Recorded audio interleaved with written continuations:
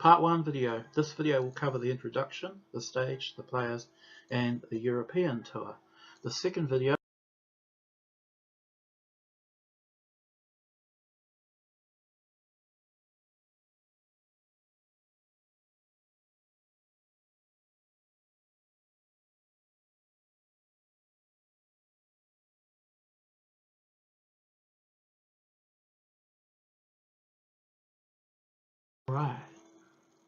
Alright, welcome to the Lovesexy series of videos. Now I've set these up as several small bits joined together with a lot of images. Special thank you to all the people whose copyrights I've invoked, including J Bootsy, who showed us the images of all the tickets on Wikipedia, Getty Images, MPG, Steve Park, and many other people who I haven't named, but their work is their work. It includes Randy St. Nichols, Herb Ritz, John Baptiste Mondino for giving us that beautiful portrait there. I've just tried to jazz the studio up a bit just so I can make this thing more exciting. This is my highlight video of the year. As for the records, they are not being damaged. They've been pinned through the eye holes and will be taken down afterwards. Yeah, so let's move on. Let's talk about Lovesexy Tour. Okay, first of all, Lovesexy Tour, as we know, there were 77 shows. Originally 87 were called, but unfortunately what happened was 10 of them were not done, mainly for things like Prince's voice wearing out, equipment not getting from one end of the country to another. Here you are, here's some pictures from the era showing Prince at the early part of the tour. This is from Prince's A Pop Life, which was published in early '89. Okay, so when we look at Lovesexy, basically Prince decided he was going to tour Europe first, and Europe was by far the most successful jaunt of the tour. This is the most current book you could buy about Prince in early 1988. So this is what most people have been reading, and basically it takes us up to the Sign of the Times era. Nothing about Lovesexy.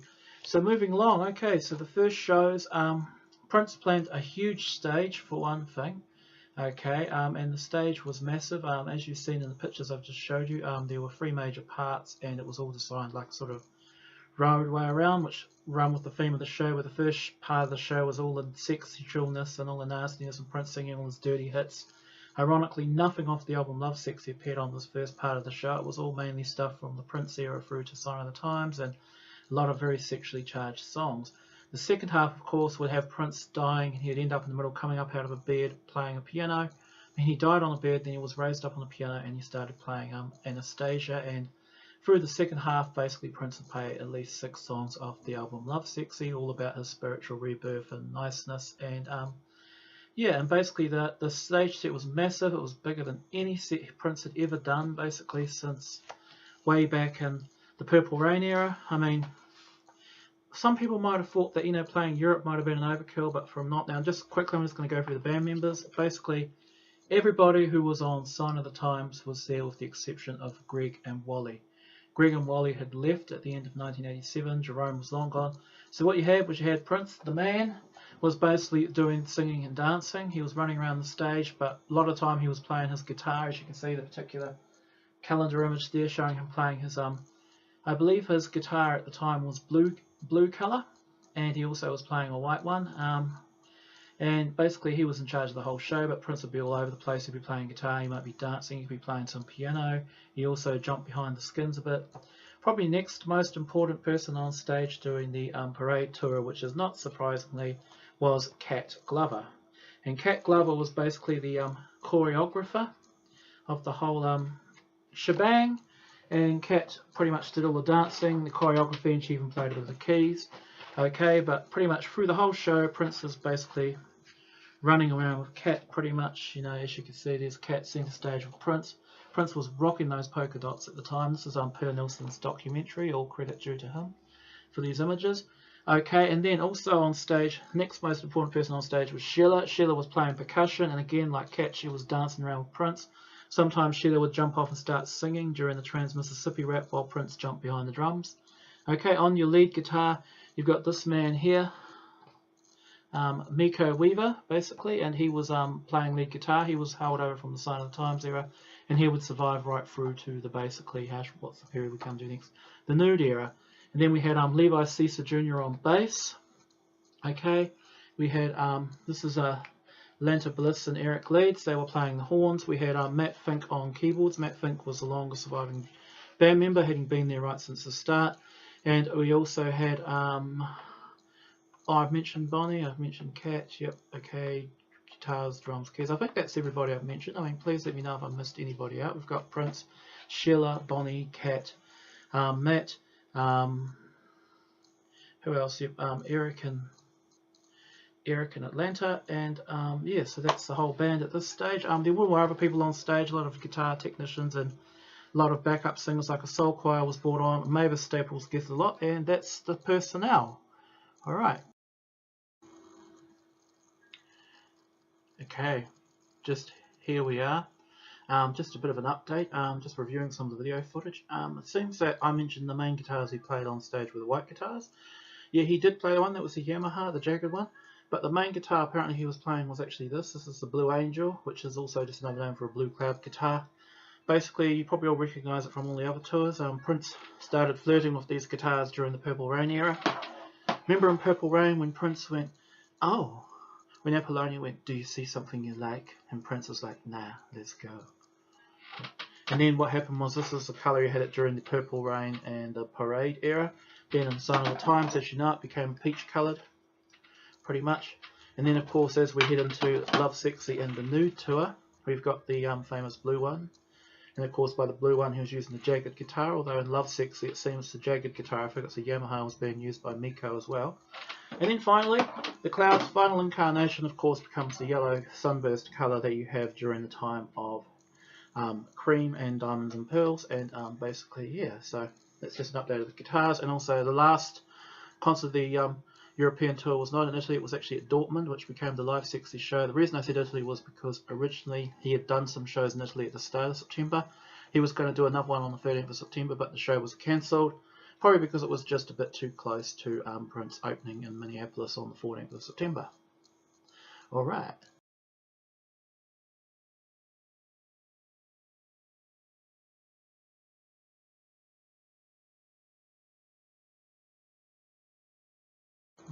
Right. Okay, first part. Okay, Europe was the first part of the Lovesexy tour. May and June of '88, after Lovesexy was released, had a bit of time to percolate around. It was easy to see that Lovesexy was doing really well in Europe, Australia and New Zealand. And as a result, even though Prince had been to Europe again in 1986 with the Parade tour, and 1987 with the Sign of the Times tour, Prince decided to do Europe again in 1988. It was a good decision because the 31 shows here were some 1 million people went, and they were by far his most popular shows of the whole tour. Basically, in May and June after the rehearsals, 2nd of July was the day that the whole stage, which had been designed by a newcomer called Steve Paard, who later on went to also take a lot of photographs of Prince. Basically, the stage is beautiful after you just saw it back there. Prince started up and headed for Paris. And on the 8th of July 1988, he opened his very first show at the Palais du Omnisport. And basically that show, some 40,000 people showed up to it. And I'm just going to read here from this book just what the typical set had. The first set, which I told you in the earlier part, was about you know, all the dirty stuff. Basically, generally 90% of the shows would open up with Prince singing Erotic City, which is the B-side, you know, includes We Can Fuck Until the Dawn. And some of the later shows, Prince actually started up with the B-side of Alphabet Street, Escape, which was actually the first one to come in. And then, Escape, the B-side to Glam Slam, which at the same time had been released as a single, and ironically flopped in flopped in the USA and did not do that well in the rest of the world.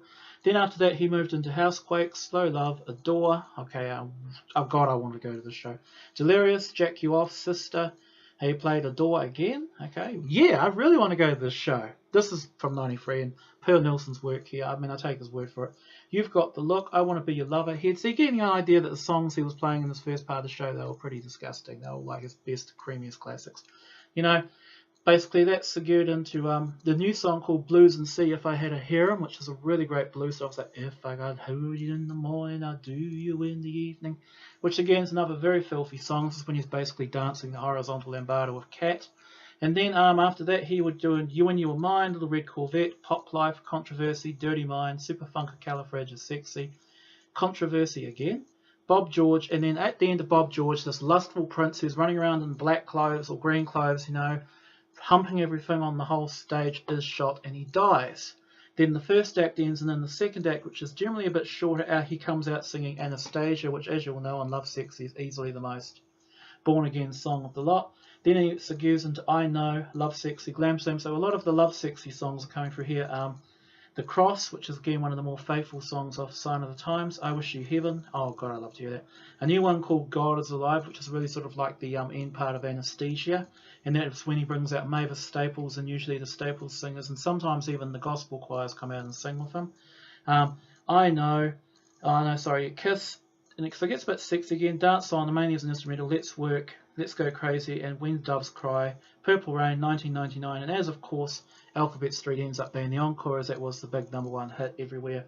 And sometimes he would actually play some stuff like Duke Ellington, like Take the A Train. Blues and Seal played a lot.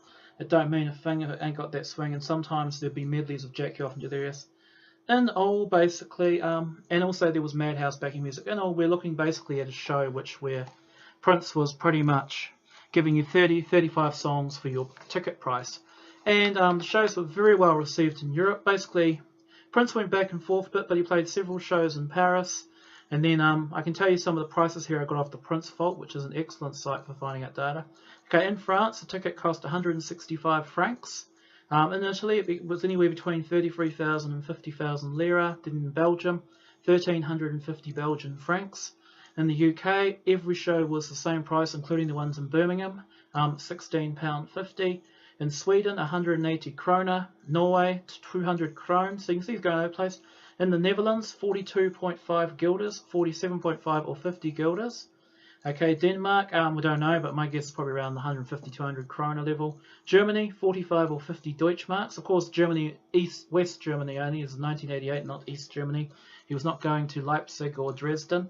But basically the European tour, so on average you're looking around $40, $50 now money for a ticket, which by 1988 standards was quite expensive, but considering Michael Jackson, who was touring Bad at the same time, was charging nearly double that. I think a ticket to Wembley for Michael Jackson's Bad tour was £27.50, and it's pretty much standing room only. I think a lot of the Prince shows there was actually seats, even though a lot of them were outdoors.